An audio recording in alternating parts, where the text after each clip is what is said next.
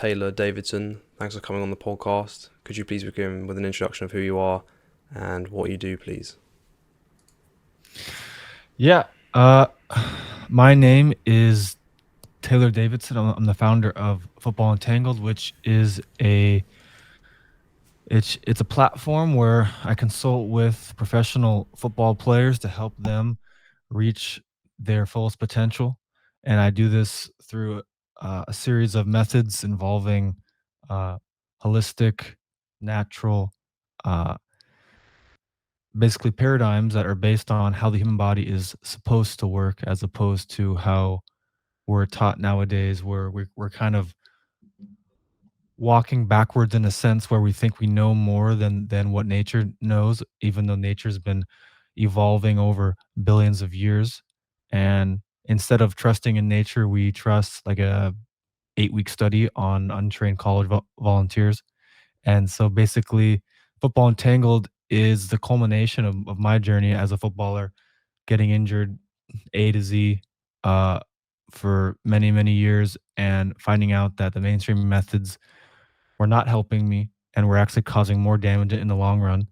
And my mission is to help other footballers not have to go through the pain and suffering that I went through by using my system. Yeah, awesome. Just like quickly about the name Football Entangled, is that Yeah. to do with like quantum entanglement? That's the first thing I thought when I heard it. uh yes, that's right. The word entangled is basically just stemmed from the idea that everything in this world is connected. If you think it's not, then you are inherently disconnected from yourself and from the world around you. And it's the idea that people need to realize that one thing does affect a other thing. And too often nowadays, we're taught that to think that everything is segmented, everything is in compartments, and that, you know, everything is this happens to be a coincidence that someone falls over on the field with no one around them, that's bad luck, you know? Yeah, yeah, for sure. Because people might think, oh, the diet's not that important, the sleep's not that important, the light environment's not that important. As long as I practice football, I'll be fine. But Mhm. it's the whole system kind of has to be working well. I thought it was interesting. Recently, you had a post something to do with that nature is the most important thing for footballers and potentially other athletes as well. Why do you believe that? Well, I believe that because if you look at the best of the best, the athletes, the highest performers that are worth tens of millions of dollars, they are commonly called freak of natures. And in that phrase is a very common phrase. It's used in the mainstream, of course, but inside of that phrase, the words are very telling. A freak of nature. Of nature means it was made by nature.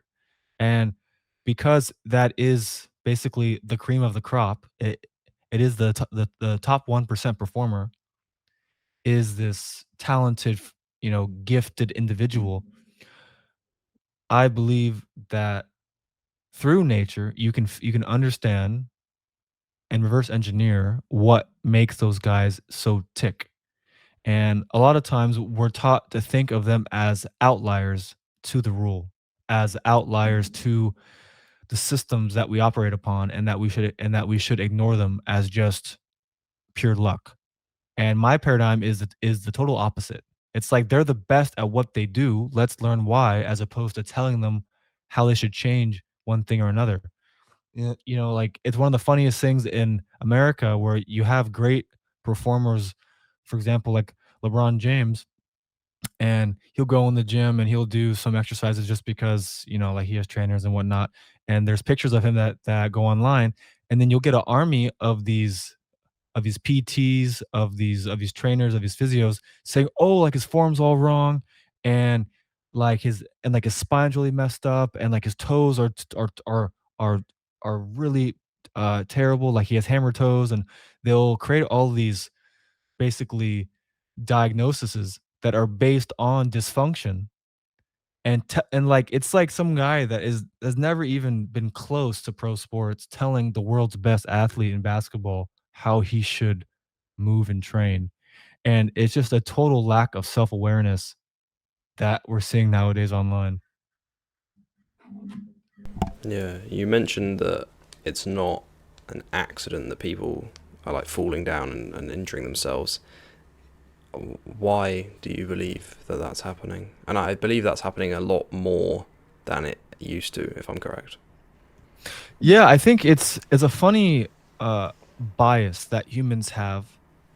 You know, you and I, like, we're living in 2023, and so we have this bias to think that right now, oh, it's the peak of human evolution, that we're at the pinnacle. And it's just a bias because we're here. So obviously it's nice to think that we're at that level.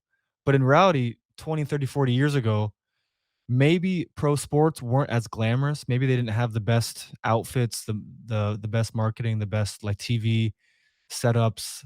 All the stadiums weren't as clean and crisp as they are now. Basically, like the marketing and the branding and the presentation wasn't the same as now. But those guys were not tearing ACLs non-contact. They were not having Achilles tear non-contact. And if they were, it was like a one in a million thing where it was just so shocking. Nowadays, it's like every week we see a world class athlete worth tens of millions of dollars have a non-contact ACL tear, and that means he's out for 9 months. That means 9 months that he can't do his job, and he's being paid by his club like 100K a week or more nowadays. And so, why are these guys falling over on the pitch non-contact? Well, it's because as athletes and as humans, we're getting farther and farther away from how we're meant to live, how we're meant to eat, and how we're meant to train. You know, if you were a kid growing up in the 70s and the 80s, most of the day you're outside playing with your friends on the street. You're playing basketball, you're playing American football, baseball, soccer, hockey, you know, like you're kind of doing you're doing everything. And nowadays when you're 8 years old, you're tossed into a academy where you only play soccer all day long. You only play football and you do cone drills for 3 hours. You never do any kind of cross training. And obviously uh, right now I'm speaking from one layer of the problem. But this layer is one of the most important layers where when you do early specialization, you are cutting off the nervous system from growing and developing in the most important time of a child's development when they're a child, of course. And you know, kind of up to the age of 22, I'll say. And this is because by not learning new skills, and new skills are other sports where you're having to do different patterns of movement, which in your nervous system, in your brain, this expands your vocabulary of movement. It makes your body more resilient and more adaptable to whatever stimuli you have in your environment. And so that's why guys who are the multi-sport athletes, they're more resilient in their sport when they become a pro because their body has more access, it has more options. So when that so-called dangerous tackle comes in, they're able to ride it no easy or no problem, and they're able to basically duck and dodge. Where someone who is so robotic and so structured in the way they move, they've been kind of boxed in into how a footballer is so-called supposed to move, and they become a robot in a way. So then on the pitch when they're fatigued and they're tired and maybe like I'll cover in the podcast later on, their body and their nervous system is basically jacked up from an unmodern lifestyle. They are less able to handle something that isn't part of their very narrow vocabulary of movement, which is something rare as as for example like a tackle that maybe they weren't ready for, or they didn't really see it coming, and then boom, you know, something in the body pops. And then so going into more of why there's these non-contact injuries, I think basically for multiple layers. You have poor methods of training that favor muscles in the body, which goes against how the body was designed to work. Because when you're born, you are fascial driven. And for those that and for those that don't know, fascia is a web-like matrix of tissue, very spongy and water-based, that connects the human body in all areas. It's somewhat of like a spider web that interlaces and wraps around muscles and bones and organs and nerves, and of course connects to your brain. So it's basically it's the highway where everything communicates in the body. So if that system is dysfunctional, if that system is not working optimally, your ability to react to a challenge or even just to continue doing what you're doing is going to be impaired. And so, of course, as a pro footballer, if you're playing 50 matches a year and you are also at the same time sabotaging how your body was designed to function, that wear and tear does break you down over time.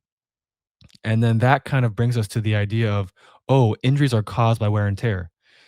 They're not caused by wear and tear, but they happen when you get more wear and tear.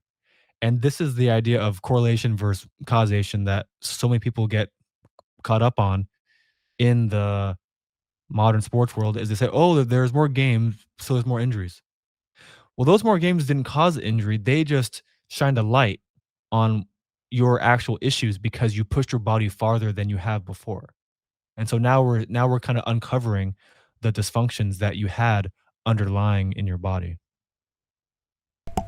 Yeah, that's an interesting point about it's kind of illuminating a light on the issue because we do have like recovery mechanisms in our body, and as long as that's all like working correctly, the human body can actually take like quite a lot of of strain on it. Yeah. Yeah. Okay. So you mentioned fascia. Um, I know you're familiar with Jack Kruse, and he talks about how humans aren't really designed to be super muscular, and compared to like if you see like the average gorilla versus like the average human, they have a Mhm. lot more power dedicated to like the muscles. We have more in our brain, but we're also like faster as well. So yeah, how does someone train the fascia more and not be so like muscle driven? Well, like I mentioned a little bit earlier, we are born fascial driven. When you're a baby and you come out of the womb, your feet naturally do have this mechanism where the toes retract a little bit and you have tension in the fascial system. And obviously as you're a baby, you really don't have that much muscle. So the fascia is there. It's kind of the the structure is there, and as you grow into a man or into a woman, that structure is fleshed out, and how it fleshes out is is determined by your childhood, how you're nurtured, and that nurturing process can be food, of course, but more so that we'll cover is about movement, it's about light, it's about uh, magnetism, all these things that influence the mitochondria, which basically form the basis of fascia across the human body. And by that is what happens is people do not foster this ability in the foot. And the foot, the hand, and the tongue, for me in my model, are the three catalysts of the human body that influence the fascial system. And so let's start with the tongue. Basically, well, why is the tongue part of it? Because these three are kind of your connections to your outside world. Your feet are obviously on the ground. Your hands are kind of how you touch things, you hold rocks, pick up things like your weapon. And then your tongue is how you speak, it's how you eat, it's how you uh basically kiss and make love. Those are your three kind of connections to the outside world that collects information to nourish your nervous system and teach yourself about how I can function to survive and prosper. And so the tongue, it starts when you are breastfeeding as a baby. And uh, I think about in the 70s or the 80s in America. I'm not sure about Europe. That there's a big push for mothers to stop breastfeeding and to use Formula. yeah, that's right, formula. And so as you would imagine, that means all the babies are not breastfeeding. And this functionality, like this training of the baby to suck on the nipple and get the milk, is training for the jaw, for the tongue to develop and to build and nourish that functionality, which carries over into adulthood and kind of allows you to have the optimal way of breathing, because your tongue posture is really influential into how you breathe, either through your nose or through your mouth, and how well that oxygen actually carries into the rest of your skull, down into your neck, your rib cage, and then into your pelvis, and create this full body breathing, as opposed to this kind of small chest breathing where you just ooh, ooh, ooh, ooh, into a full body expansion and contraction. Um, so that's one big thing for the fascial system, is the tongue. And as you'll notice, guys who are more athletic, so like women who are more athletic, less injury prone, they also usually are better looking in their facial structure, and that comes from an optimal childhood in doing that breastfeeding, because the they develop the proper tongue posture, which influences how their jaw develops over their lifetime, and their breathing, like I just mentioned, and that uh, carries over into basically the symmetry of their face. And this speaks to in nature how there is a big partnership of the form and the function. The form and the function is what I mean when I say, in nature, your brain basically created processes to help you survive. And so, for example, if you are in the jungle and you see a very dangerous, big, strong, tall looking guy, because he's tall and looks strong, your brain infers that he is strong. And so the form is, looking tall and muscular and just imposing, basically. And then the function is the ability to actually be strong and to be like a predator, to fight and kill and whatever. And so nowadays we are we are cheating the form to cover up the lack of function. So what I mean by that is, when you have guys that are bodybuilders, they are creating the form of strength. But if you ask them to go in the jungle and hunt and kill and chop a tree and chop a tree down and farm and run after prey, they'll pop a hamstring in about 5 minutes, because they are artificially creating muscle hypertrophy in a way that's not permanent and doesn't actually help the fascia integrate that muscle to the rest of the body.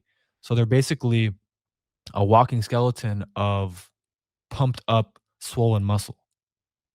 And that's why in the gym world, if you stop going to the gym, you lose the muscle.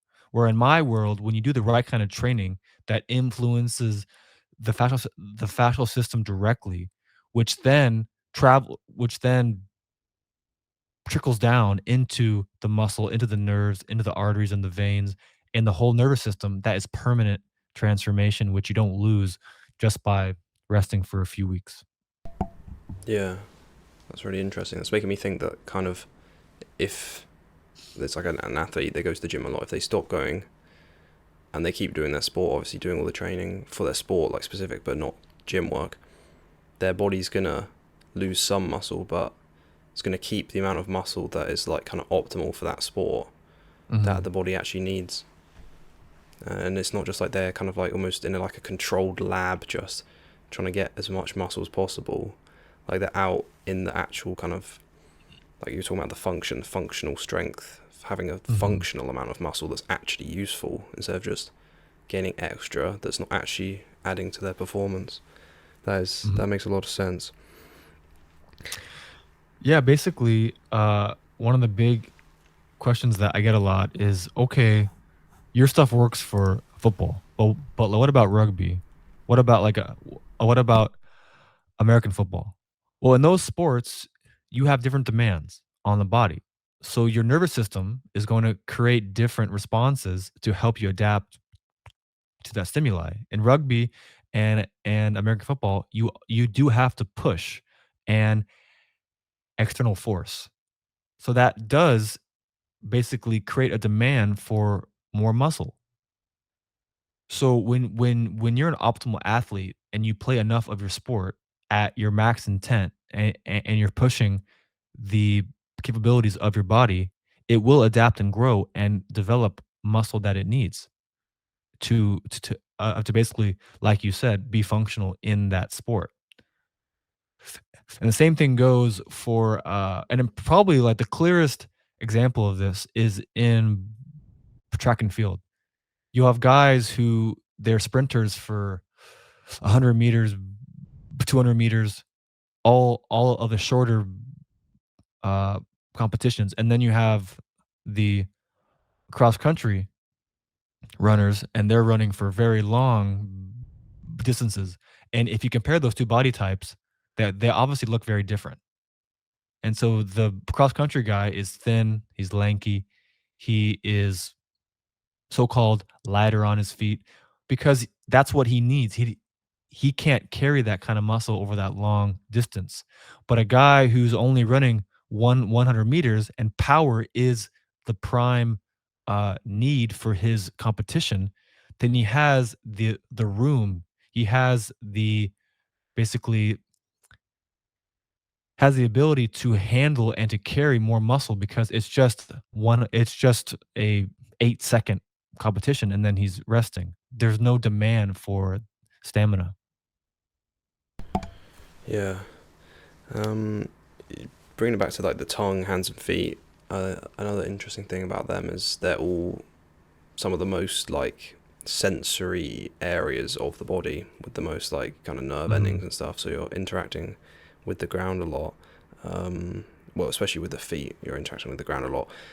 Um, what I know you talk about practicing barefoot quite a lot, or like as much as possible.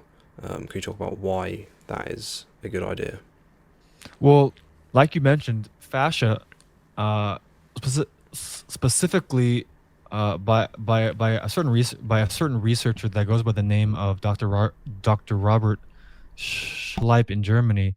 He's been he's been coming out with a lot of research covering about how the fascial system is the body's biggest sensory organ. And basically, the job of fascia is to collect information around collect information about your environment, and that goes a long way to influencing muscle function.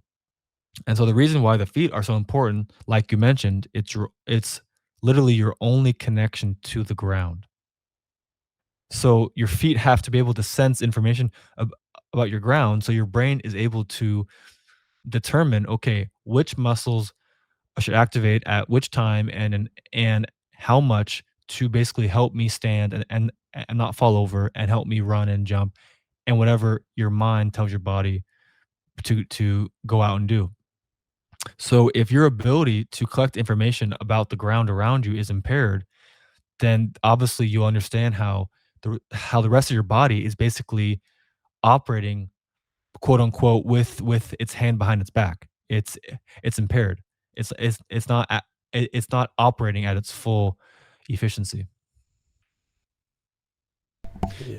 And in terms of barefoot training, I, I do I do highly recommend uh, barefoot training, barefoot jogging, barefoot running. Once you're kind of ready for that, most people aren't. They need to really kind of build up their foot strength by just walking barefoot. Most people, if they go run barefoot right away, they'll get like a stress fracture just because they're so dysfunctional and their feet have like literally lost so much of what they had during childhood, and their ankles are not able to absorb force properly. So the muscles in the calf and the quads have to become more of force absorbers, which is what creates quad dominance and this condition that we call being muscle driven. Yeah, some of my listeners will be aware of this 'cause I've spoken to Stephen Sashin, who's the CEO of Zero Shoes, and this guy called Graham Mm, Tuttle, who goes by the Barefoot Sprinter on social media. yeah. Um, I know you. I saw one of your tweets was recommending people to wear Vivo barefoot shoes. Um, yeah, can you talk a bit about like that transition and why a lot of modern footwear is not uh, kind of cutting off the connection with the ground and the inputs? Well, uh, like you said, I do recommend Vivo Barefoot for casual use. I like the Xero shoes for running, for like barefoot running shoes that I use when I go run on like concrete or asphalt, for example. And then of course I'm barefoot when I run on grass, and I don't run on sand anymore because I just believe that because of the instability, the, like sand training is just sand training is just really not um efficacious for Mm, athletes that work, or athletes that play on harder surfaces, because basically the soft sand wants your body to become more muscle driven to handle uh kind of the the shiftiness of the soft sand. And when you have the vibrational feedback of concrete, of harder surfaces, this basically elicits a lot more of elasticity in the body, and is what creates these better so-called athletes. And I think the best example of that is when you compare indoor volleyball players versus soft sand the volleyball players, and you can look at their different body composition, and the you'll see that the volleyball players that are primarily indoor uh that are primarily indoor volleyball players, their bodies are much more powerful, they're much more springy, they have larger glutes, they have larger hamstrings, they have much more developed uh posterior chains, because they're having to absorb more force because they're landing on a surface that gives more back to them. Then you'll see these soft sand the volleyball players, and they're much um, softer. They're much skinnier. They don't have as big of developed posterior chains as the indoor players do, and that kind of basically is like we talked about. The body adapts to the demands of their sport and the environment of which their sport is in.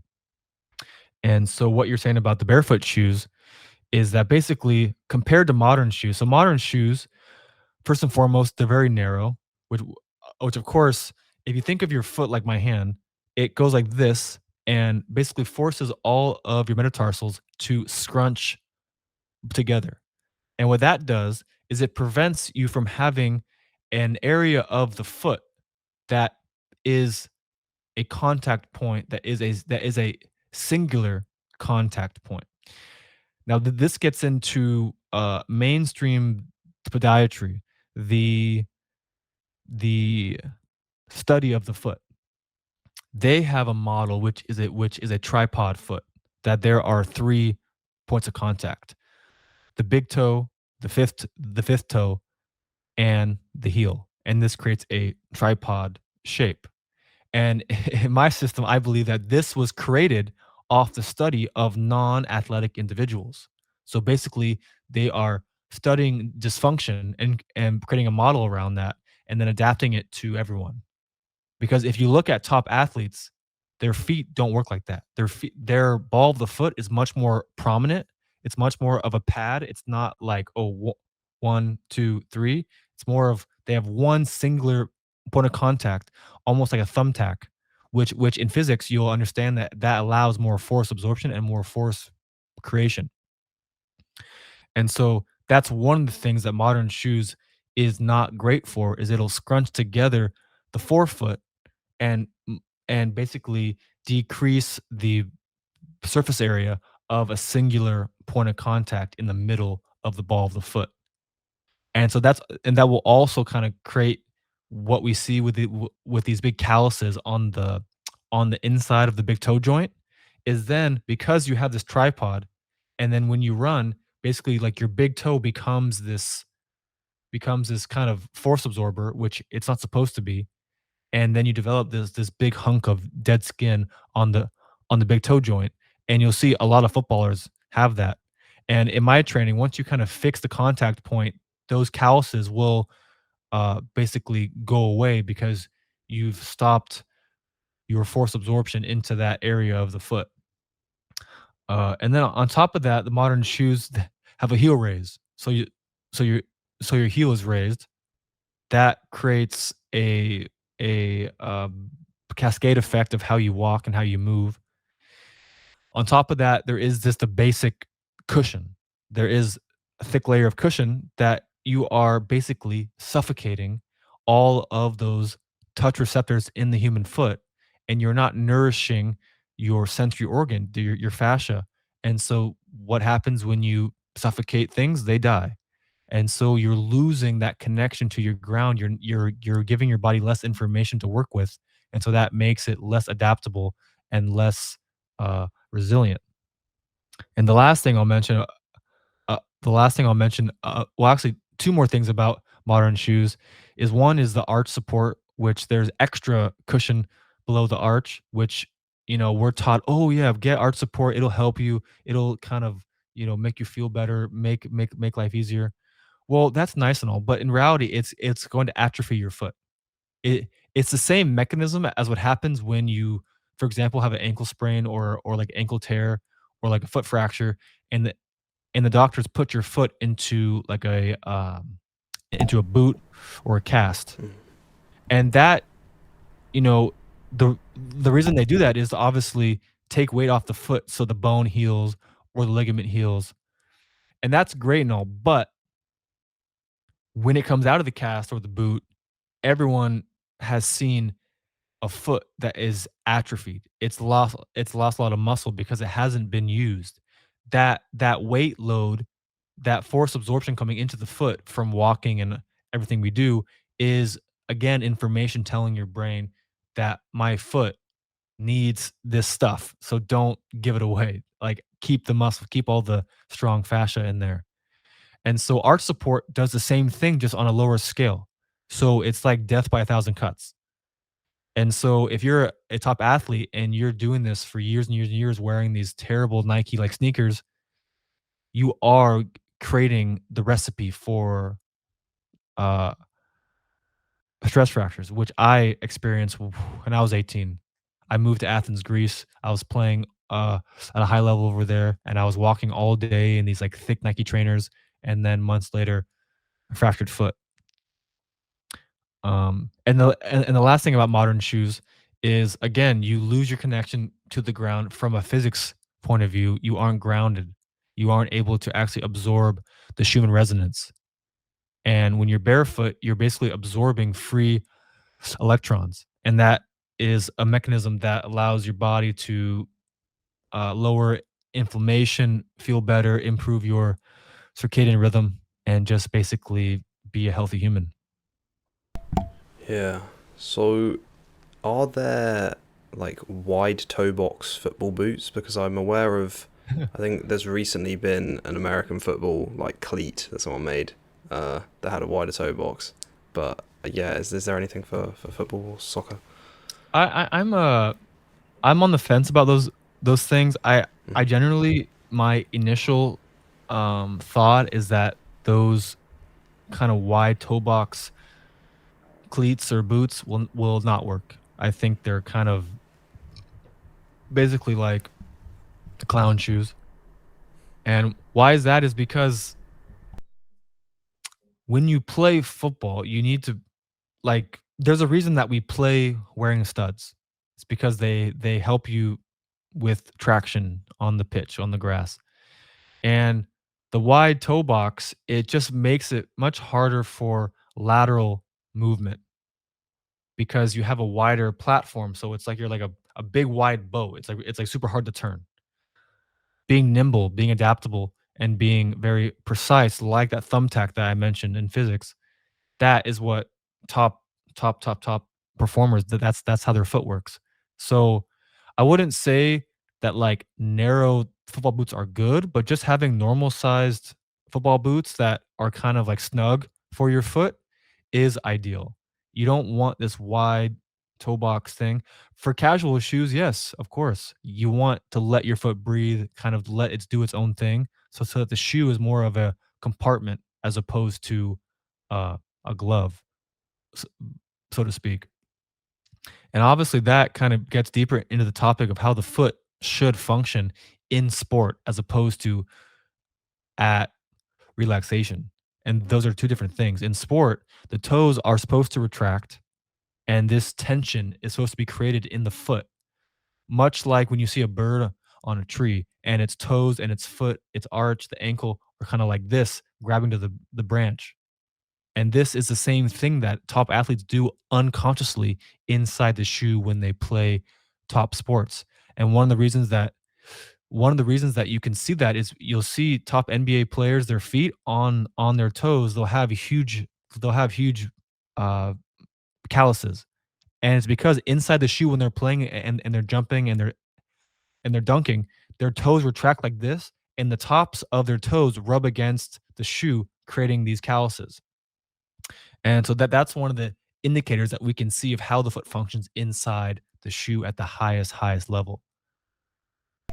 Yeah, that's interesting. I was just wondering because if they're spending a lot of time like playing barefoot, wearing like different like kind of more minimalist shoes, and they're going back to kind of traditional football boots. I wondered if that could, I don't know, kind of cause problems for some people if they're like used to now playing barefoot quite a lot or that kind of style. Well, I mean, with everything that I just said, that doesn't mean that I like the super synthetic boots. Like I still prefer the boots that are made with like full grain leather, which obviously the leather adapts to your foot and kind of gives some room to your foot if your foot needs it, if your foot demands it. And that is kind of what I'll call, quote unquote, more natural. And I've always w- I've always worn boots that were full leather, and like whenever I got injured, it was always during times where I was wearing boots that were mostly synthetic because it doesn't because the boot doesn't mold to your foot. It's the other way around. Your foot has to mold to the boot, which is the problem. Um, and kind of piggybacking off of what we're talking about, there's kind of this movement going on where these foot coaches want guys to wear toe spreaders while they're training or while they're playing. And I always laugh at this because this is the clearest sign that you have no idea what you're talking about, because having the toes spread or having the foot spread while you're moving is the opposite of what your foot is supposed to be doing. Your foot has to clench up with tension, and the toes have to retract. So if you are basically putting these big plastic things in between your toes, it can't do that while you're playing. So people that do that, it's basically they're doing everything on theory and don't understand the actual practice. Yeah, that's interesting. Um, Mhm. okay, let's pivot now a bit into diet. I saw you had it was like a real, like a recommended daily routine or something, and yeah, I think you had like raw eggs, celery juice on there, raw meat, royal jelly, and I was like, okay, uh, yeah, what's the kind of, what do you think like the kind of ideal diet is, and more kind of natural compared to what we're eating today? Yeah. Uh, my views on diet, and I do prefer the word nourishment as opposed to diet, as opposed to nutrition, because it plays off the idea that food is supposed to nourish the body. And a lot of times we live in a way where we're kind of having to diet off of food that damages us, or that basically it's like we like train super hard, we work out super hard so that we can basically eat a bunch of toxic garbage. And then it's a cycle of like fasting, training, okay, then more. It's like this toxic food we've been trained or kind of conditioned or brainwashed into chasing toxic, highly processed. artificially flavored foods that, of course, taste good on the face of things, but don't actually nourish the body because we've lost the ability to taste real things. And so that's one of the things that I encounter a lot with my clients is when they first try things like raw meat or raw eggs, or um, even like raw milk, their taste buds just aren't really ready for it, and they aren't accustomed to like, wow, what the hell is this? Because imagine imagine your whole life eating hot dogs, and then someone gives you a ribeye. It's a whole different story. And then imagine trying to explain to a blind person what the color blue is. It's impossible. You just have to show them, or make them not blind, of course. And basically, with me, food is about quote unquote real food. And obviously, that's a very simple term, but in that term, there's a whole lot of meaning. And by real food, I mean local food. I mean seasonal food. I mean organic food. And of course, it's so tough nowadays because the word organic has been it's been lost. It's been co-opted. It's been basically turned into um br- turned into bribe Yeah, well, where the pesticides were organic. yeah, exactly. They do actually have organic pesticides. It's crazy. Yeah, and all the big companies like Nestle, Coca-Cola, Bill Gates, all these guys that are in the mainstream food industry, in mainstream agriculture, they are now usually big investors, or they own the organizations that certify organic farms and that certify this or that. And so now as consumers, now as human beings, we have to be very vigilant, or else um we're going to be paying the price in our health and in our lifespan and our quality of life. And so by real food, yes, organic, but that means not using pesticides. It means um foods that are actually grown in sunlight, not in greenhouses. Foods that are actually grown in your region. Because if you think it's natural to eat a banana that was flown in from Ecuador and you live in Canada, that's crazy. That's absolutely insane because you are throwing your body into a state of chaos from the information which is in the food. Food is basically a vessel of light information. So when you eat food from the equator, which is full of sunlight from the equator, much higher levels of UV light, and then you take it to Canada or to Alaska and you eat that, you're basically throwing your mitochondria into a circadian chaos, into a mismatch. And from a biophysics point of view, that is very detrimental to how your body functions and how you are able to live. And so I always say if your food has a sticker on it, it's not food. And if you buy anything with an ingredient list, it's not food. Now, of course, if you, of course, don't get me wrong. Don't get your pennies in a twist. If you go to like some old hole in the wall mom and the pop shop and they have a old fashioned sourdough bread and there's ingredients, wheat and yeast and salt. Yeah, that's I mean that's real wholesome, like made with love kind of food. The same with like kefir or kombucha or Jun, all these things that are fermented. Of course, there are ingredients, there are, kind of like potions, like alchemy to create these things. And those can be considered real foods because they're only using natural things in their environment to create this basically this composition. So yeah, my view on diet is the body needs to be nourished, and that happens through raw fat. Because most people are not dehydrated, they are delipidated, and lipids are fats. Your body functions off of raw fats. And nowadays, we are full of cooked fats, of toxic fats, of trans fat. All and fat basically also protects the body. Raw fat is able to protect the body from non-native EMF, from radiation, from man-made radiation, from Bluetooth, Wi-Fi, cell towers, uh, power lines, all that kind of stuff. And so raw fat really is lubrication for the body, for your joints, for your neurons. And as I'm sure you know, all your hormones are made from like cholesterol and other forms of raw fat. Your brain is almost all raw fat. Your skin is raw fat.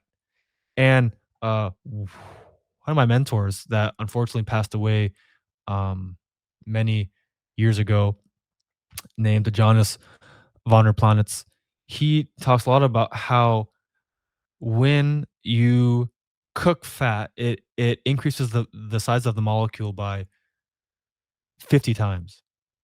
And so we've actually got so lost, and the whole, kind of diet world, the whole um food administrations, they've taught you to fear fat because it's like, oh, if you eat fat, you'll get fat. Well, no.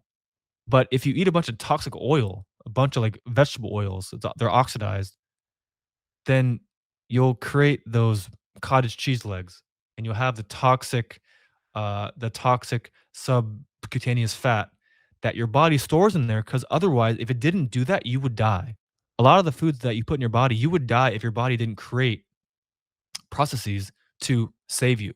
And so that's why people have a lot of this so-called toxic fat in their body that is hardened like plaque around their organs, is because their body takes these toxins that you put in your body and it turns it into this hardened fat. And so one of the things that we have our athletes do is something called a lymphatic bath, where they spend at least 1 hour in a bathtub at 102 Fahrenheit, which is very hot, but not as hot as like a crazy, or not as hot as a sauna. 35 degrees C, it should be around that. Yeah, basically it gets you into a state where you are sweating pretty good.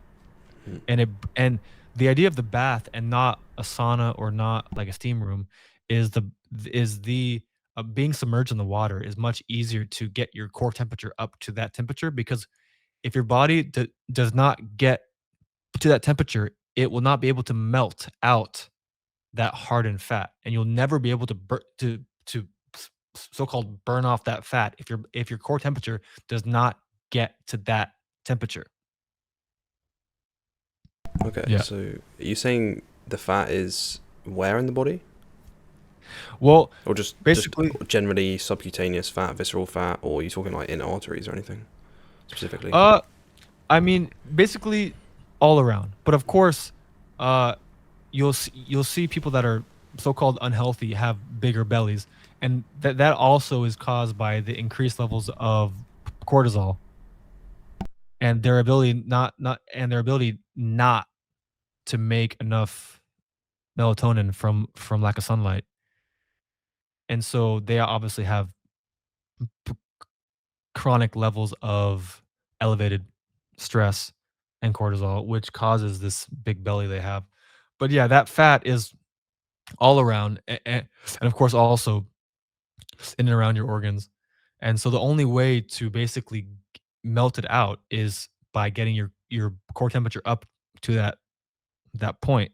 And it can happen if you play a lot of sports and you're always like sweating and like you're kind of in this, high energy state, but it's much more like trackable, much more effective if you do the baths.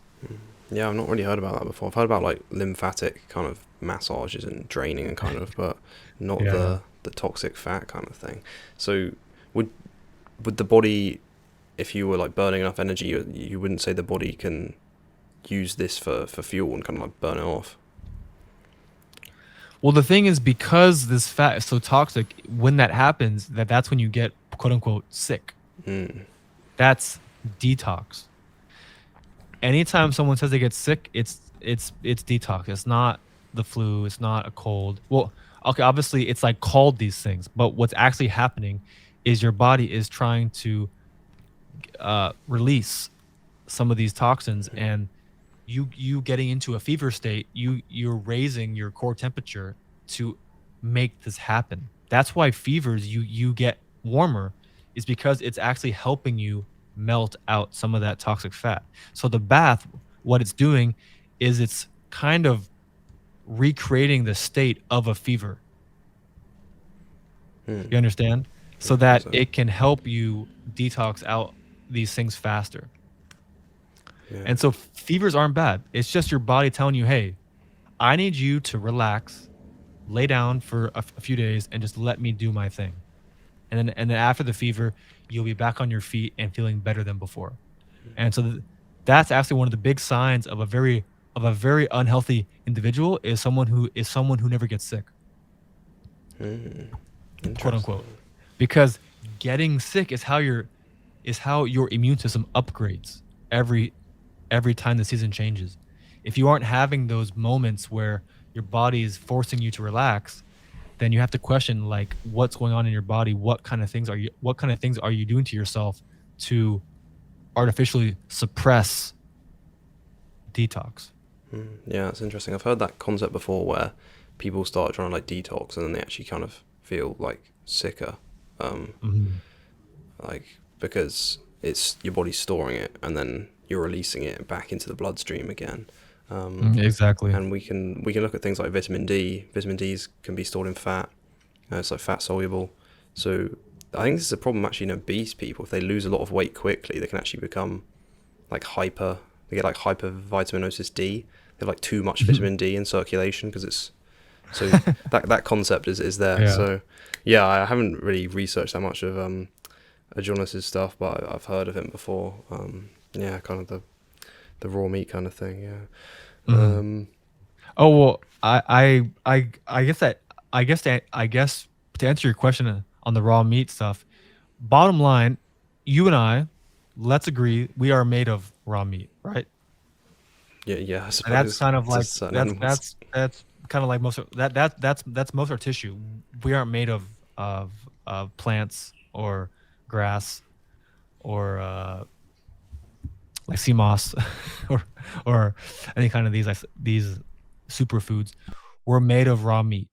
So you eat more of what you're made of, you will develop into a stronger human being. And the raw meat is what helps your body create new tissue.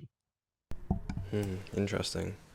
Okay, yeah, because I have heard that if you cook meat like too much, or not even just meat, other foods if you're eating plants as well, can like some of the nutrients start to like break down a bit and you don't absorb them. But it does make some more bioavailable, I think. So I'm not too sure about that. Yeah, what? Well, basically, now we're talking about bacteria. We're talking about enzymes. We're talking about viruses and parasites.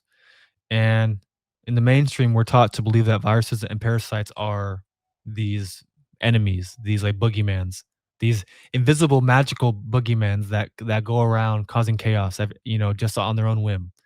Well, the reality is nature does not work. Nature does not work like that. Your body creates viruses. Viruses are kind of like firemen that your body creates to come to the scene and collect toxins and bring them out of the cell.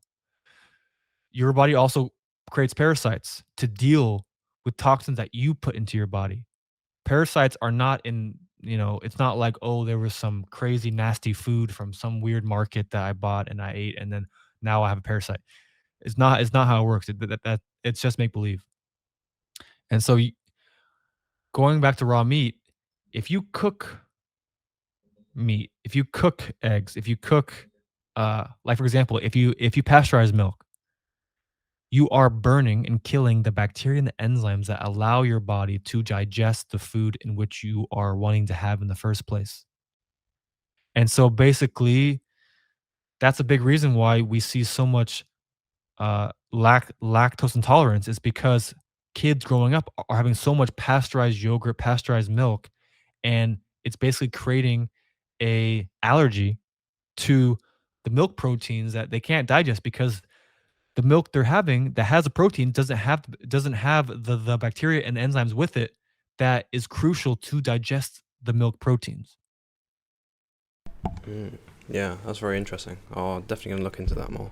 Um, I actually kind of came into this almost like the reverse of many people, I would imagine, who Mhm. are interested in your content, because I was kind of into the health stuff first, diet, and then I found Jack Kruse, and Mhm. then I was one of my friends. I was speaking to him about Jack Kruse, and then he was like, "Oh," and he checked him out, and then he found your page because he's really into football, and he was like, "Oh, you should check this out. This is like worlds collide or Yeah.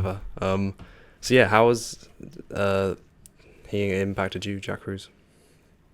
Yeah, Jack Kruse was one of my huge mentors. I've read thousands of blogs, dive deep into his work, and he's one of the few guys out there that I've seen as like an actual pioneer that actually kind of knows what he's talking about. And there's only a handful of people like that in the world these days. I think so many lose touch with reality. They lose touch with nature, and that doesn't mean that Jack Kruse is perfect, but doesn't mean that I'm perfect. Doesn't mean that anyone's perfect. But everyone has, or not everyone, but some some some of these people, they have huge strengths. They have gold. They have golden nuggets, and if you're able to see those golden nuggets, you can extract it and understand it and turn it into something great, and use his work like I'm sure he would love for his uh for his mentees to take it and turn it into and turn his work into something even better, which is the whole purpose of why I do anything, is so hopefully guys under me in the future can take it one step further than I could and make it better and better and better. And so, yeah, Jack Kruse was a huge influence on me, about the three-legged stool of life, water, light, magnetism. Those are the three levers of the mitochondria that control the function of life, that control your redox. And most people are ignorant of all three, sadly, because one more thing about the food angle is that, for example, meat, if you put meat into a microwave, you are drying out the meat, you are dehydrating the meat, and you get so much more hydrated when you eat real foods because they have naturally structured water with bioactive enzymes and bacteria in the food. So that's why, for example, when I have my clients get onto raw eggs, you see a lot of less thirst. There's a lot there's a lot less demand for water because they're actually being hydrated. They're actually being lipidated by the the raw fat, and which of course, because it's raw, it's basically at a at a physical or at a physics level, it's water that is structured with the bacteria and the enzymes and everything. And so the body hydrates a thousand times better when you are eating foods that are full of real water, of alive water, as opposed to, you know, basically if you eat food out of a box that's been packaged and processed and it's like shelf stable for 18 months, what kind of water is in that food? Nothing. And then on top of it, there's a bunch of heavy metals, toxic acetic oils, artificial flavoring that we don't know what is in that. So that is the story of water and light, and these alive foods are storage of water and light, and if you can eat them while you're grounded, even better. Yeah, I think we'll wrap up here. Thanks, Taylor. This has been great. Yeah. It's really, I think the key takeaway really is kind of going back to nature and kind of doing things in like a natural way, and that's how our bodies are like adapted to work the best, essentially. Yeah. Yeah, I mean that is our intrinsic design. It's how we were meant to work. And it's not complicated. It's not crazy.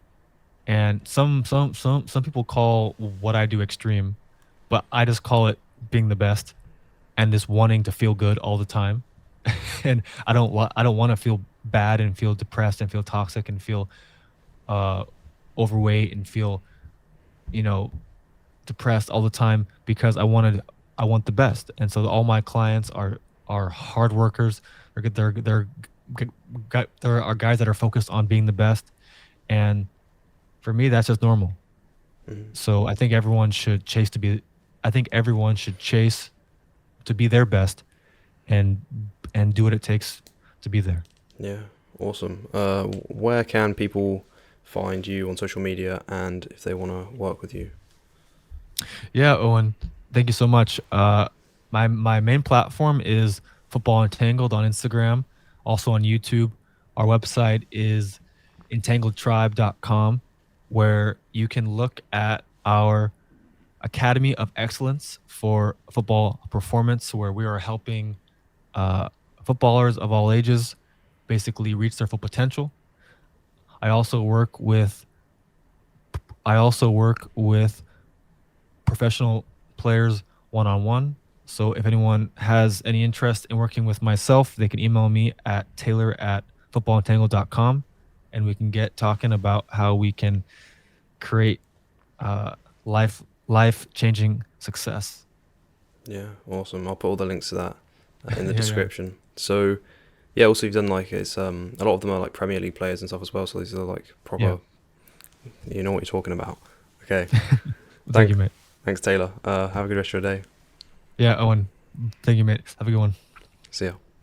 If you enjoyed this episode with Taylor, you'll also love this one. Check it out.